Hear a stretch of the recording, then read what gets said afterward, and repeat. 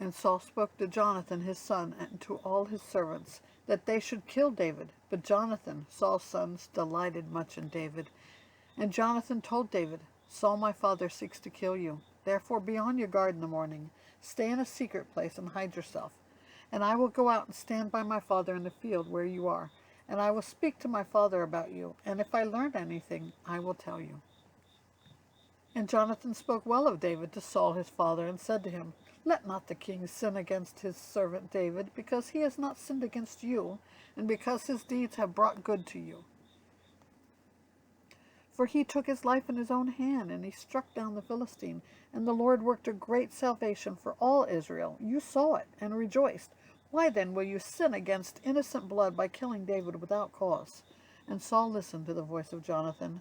Saul swore, As the Lord lives, he shall not be put to death. And Jonathan called David, and Jonathan reported to him all these things. And Jonathan brought David to Saul, and he was in his presence as before. And there was war again, and David went out and fought with the Philistines, and struck them with a great blow, so that they fled before him. Then a harmful spirit came from the Lord upon Saul, as he sat in his house with a spear in his hand. And David was playing the lyre.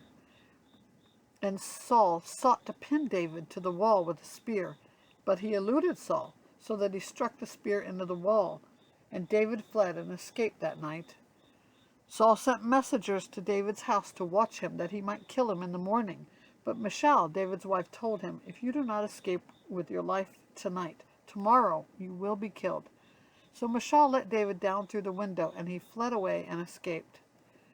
Michal took an image and laid it on the bed, and put a pillow of goat's hair on its head, and covered it with the clothes. And when Saul sent messengers to take David, she said, He's sick. Then Saul sent the messengers to see David, saying, Bring him to me in the bed, that I may kill him.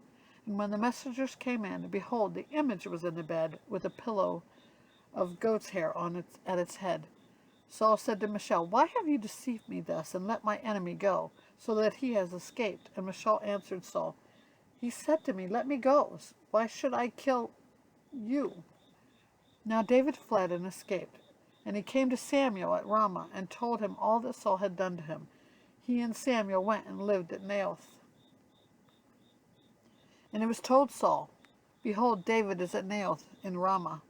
Then Saul sent messengers to take David, and when they saw the company of the prophets prophesying, and Samuel standing his head over them, the Spirit of God came upon the messengers of Saul, and they also prophesied.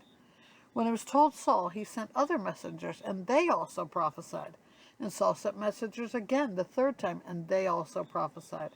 Then he himself went to Ramah, and he came to the great well that is in Sehu, and he asked, Where is Samuel and David? And one said, Behold, they are at Naioth in Ramah. And he went there to Naioth in Ramah, and the Spirit of God came upon him also. And as he went, he prophesied until he came to Naioth in Ramah. And he too stripped off his clothes, and he too prophesied before Samuel, and lay naked all that day and all that night. Thus it is said, As is Saul also among the prophets?